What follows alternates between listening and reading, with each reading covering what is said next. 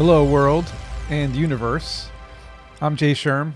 Today's episode of Future Tech, I'm excited to talk about the Metaverse and NFTs. More specifically, what will it look like in the future? What does it exactly do in the first place? I mean, a lot of people are texting me, calling me, asking me online and social media, what are NFTs? What is the Metaverse? They're a little confused. There's a lot of articles out there. You can read about them. Of course, Facebook, Mark Zuckerberg recently rebranded Facebook as Meta to show everyone, hey, we don't want to be the big bad Facebook anymore. We want to be Meta, right? So it's just a rebranding.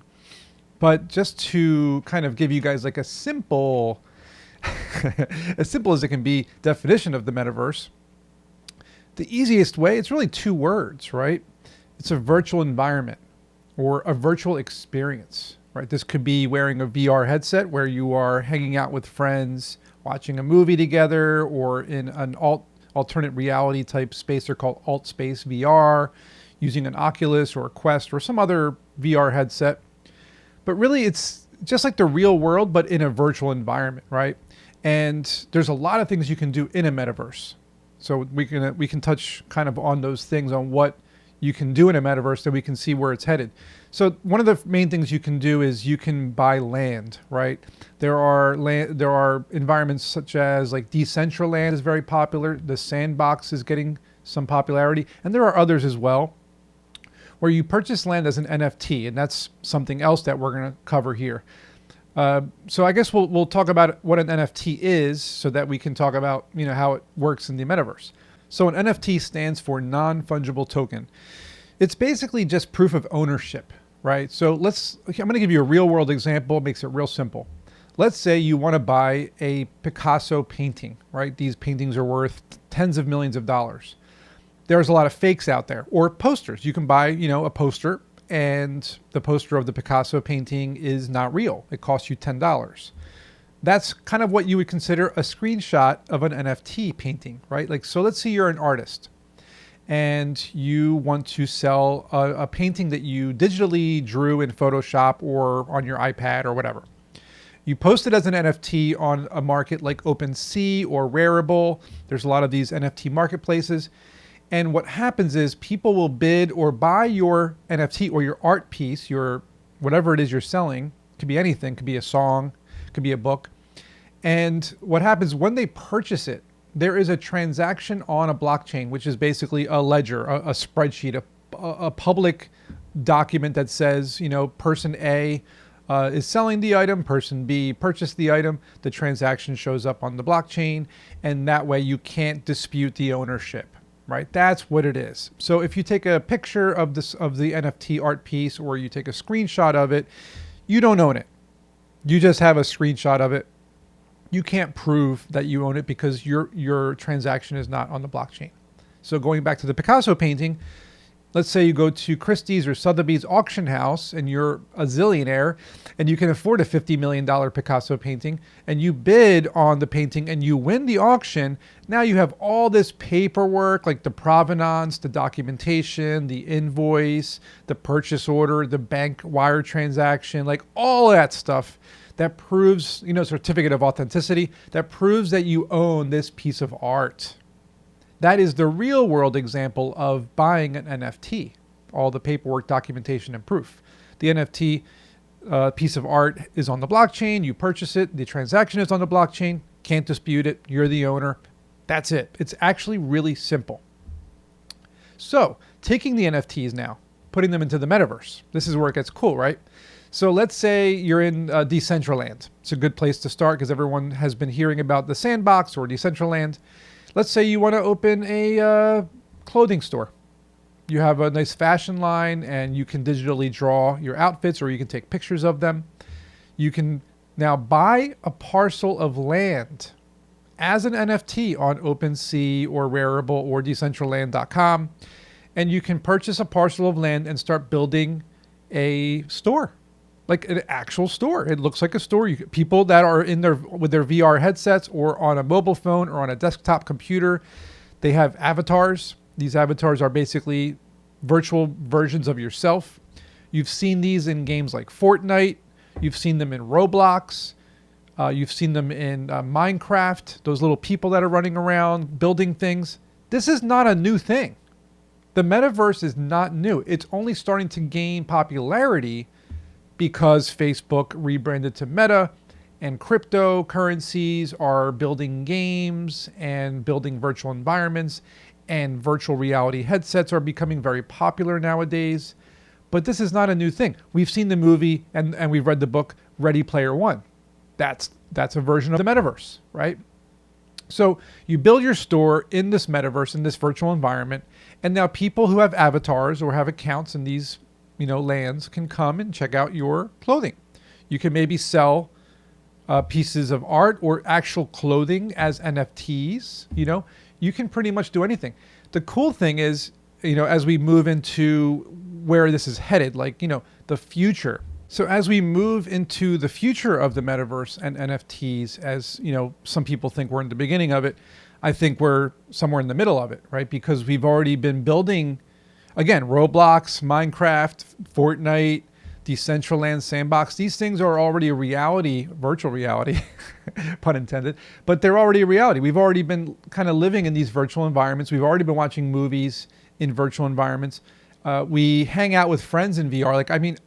We're talking a couple of years ago, I owned an Oculus headset, and I wrote an article about this. And I was hanging out with friends from different countries, different states. We were watching movies together, playing games. We were playing Cards Against Humanity together, physically seeing each other face to face. As avatars, but you can see someone, you can talk to someone. It's a lot more personal than texting or on a social media, like commenting on someone. You can physically talk to someone face to face, kind of like FaceTime.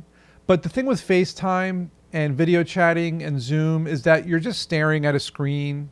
You're just talking to someone, and that's it, right? With VR and the metaverse, it's more collaborative. It's more personal. It's more fun. So as we move into the future, that fun and those collaborations and the experiences are just going to be bigger and bigger and bigger. Some of the examples I can think of would be music, right? So as a good example, I had just watched this virtual concert that Justin Bieber held like a week ago, right? This just happened. He was wearing a mocap suit, motion capture suit, so you can see him in a little window. And then his virtual avatar of Justin, which looked like him, but was virtual. And then all of us who were watching were also standing around him in this virtual environment, cheering him on and posting chat messages that popped up as speech bubbles. And he was singing and performing while we're watching him in this virtual environment. People wearing VR headsets, they're actually in the concert. So, that's just the beginning of music, hosting concerts, right? Hearing music with your friends live where you're actually walking around this virtual environment.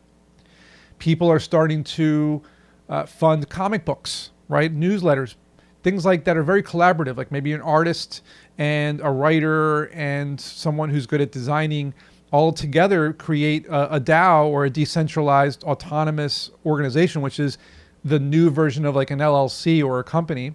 These people are starting to collaborate on projects together using DAOs and the metaverse and NFTs. And it's just this really cool way of collaborating on projects with people who you might not have normally been able to because of restrictions of whatever kind.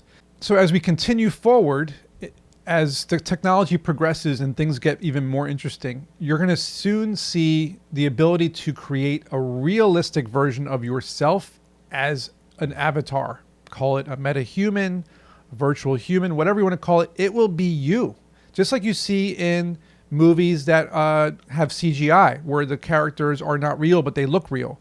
Think about that, right? So you'll have this real version of you in the metaverse. Now you're hanging out with your friends and your family, and it's really you. It's not just a cartoon avatar. And now you can watch movies together, play music together, go to concerts together, hang out together, do things together in these virtual environments. And it's kind of like a mini world. You can have a car, you can get gas for your car, you can get food. Probably can't eat it. Maybe that's going to be somewhere even down the road. But you can collaborate on projects in this metaverse as you. So, the possibilities are endless. And I think that if there's anything that you can take home from what the metaverse is, what NFTs are, the future of them, and where this is all headed, it's basically, let's face it, a better version of the world. because the world is going crazy. It's chaos. There are so many problems. At least in these virtual environments, things are fun. You're having a good time. You're collaborating on creative projects. You're making comic books, movies, music, concerts. You're building stores for your businesses. You're selling your art. You're able to gather people for events, whether it's a protest or maybe you're supporting an idea. You can do so many things in VR and in the metaverse using NFTs that you just can't do in the real world the same way. And it's no secret that it's only gaining popularity when you see names like Nike and, Sony and, every single big company, Microsoft, and everybody is jumping into the metaverse. You have these Matrix, the new Matrix movies coming out, and this company is releasing 100,000 Matrix NFTs. And people are starting to really incorporate characters from movies and assets, digital assets and brands that they have in the metaverse. Imagine being able to pick clothing out for yourself, Nike sneakers that fit you and all these things. And your avatar is actually you to the T, your measurements, your height, your width, everything. So you can choose different items to try on in this metaverse environment.